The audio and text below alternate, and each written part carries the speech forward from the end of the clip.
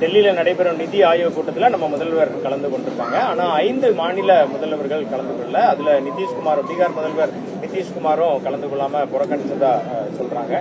பினராயி விஜயன் கலந்துக்கல, நம்ம ரங்கசாமி கலந்துக்கல, சித்தராமையா கலந்துக்கல, மம்தாமா கலந்துக்கல. எப்படி பாக்குறீங்க? என்ன நடக்குது? இதுல அவங்க கலந்து கொள்ளாம இருக்கிறதுக்கு என்ன சூழலோ தெரியல. என்ன சூழல்னால ஒரு முதலமைச்சருக்கு ஒரு மாநிலத்தில் எவ்வளவு வேலைகள் இருக்கும் அப்படிங்கிறது உங்க எல்லாருக்குமே தெரிஞ்சது. நம்முடைய மாண்புமிகு முதல்வர் கூட இதற்கு முன்னால் ஓரிரு நிகழ்வுகளில் கலந்து கொள்ள அந்த நிதி ஆயோக் கூட்டத்தில் இன்னைக்கு கலந்துருக்காங்கன்னா, தொடர்ந்து தமிழ்நாடு வஞ்சிக்கப்படுது. தர வேண்டிய நிதி சமக்கர சிக்ஷா அபியான் தரல. 100 நாள் வேலை செய்து 7 மாசம் ஆனதுக்கு அப்புறமும் தலைவர் திரும்ப எல்லாரும் போராடின பிறகுதான் அதை இப்ப தந்திருக்காங்க. அதே போல மெட்ரிக் சிபிஎஸ்இ பள்ளியில படிக்கிற பிள்ளைகள 25% பிள்ளைகள் ஏழை மாணவ மாணவிகளுக்கு இடம் ஒதுக்கணும். அதுல 60% நிதி ஒன்றிய அரசு கொடுக்கணும், மாநில அரசு 40% கொடுக்கணும். அதையும் கொடுக்கறது இல்லை.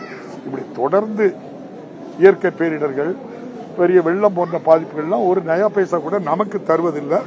மாற்றாந்தாய் மனப்பான்மையோடு இருக்கிறதுனால நம்முடைய மாண்புமிகு முதல்வர் அவர்கள் அந்த நிதி ஆயோக் கூட்டத்தில் எவ்வளவு வஞ்சிக்கப்பட்டிருக்கோம், பாதிக்கப்பட்டிருக்கோம், எங்களுக்கு உரிய உரிமையை தாருங்க, நிதியை தாருங்கன்னு கேட்க போயிருக்காங்க. மகிழ்ச்சி. தமிழ்நாடு மக்கள் எல்லாருமே அடைய கூட ஒரு டிவியில தமிழ்நாடு என்ன நினைக்கணும், எல்லாருமே சந்தோஷமா தான் நினைச்சாங்க.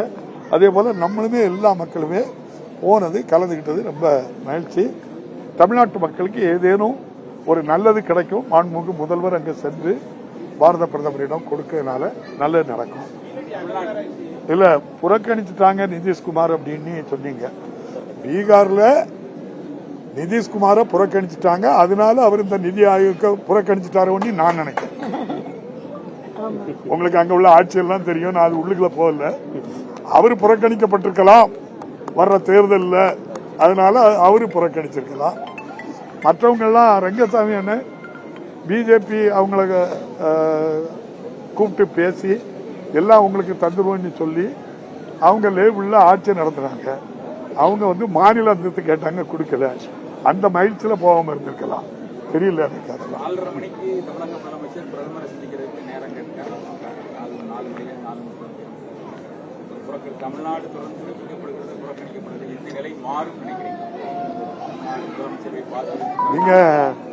நீங்க தான் சொல்லுங்க. நீங்க கேட்கல, நாங்க எப்படி தருவோம்?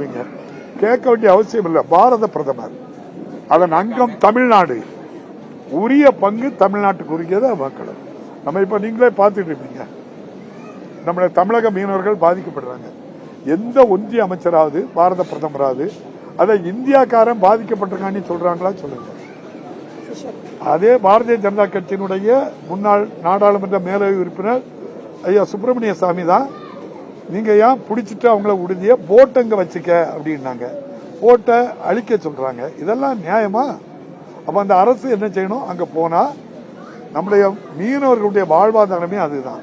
குறுகிய கடல் பாதை தேவையில்லாம நீங்க எங்க ஆட்களை, எங்க மீனவர்கள், இந்திய மீனவர்களை நீங்க துன்புறுத்தக்கூடாதுன்னு ஒரு வார்த்தை ஒன்றிய அமைச்சர் யாராவது போய் பேசிருக்காங்களா? இல்லையே. பல மாநில, பல நாடுகளுக்கு பாரத பிரதமர் போறாங்க. பத்திரிகையில உள்ள செய்தி எனக்கு இல்ல. இப்ப நீங்க பிரான்ஸ் நாட்டுல டெசைல் கம்பெனில ரஃபேல் விமானம் வாங்க போறாங்க.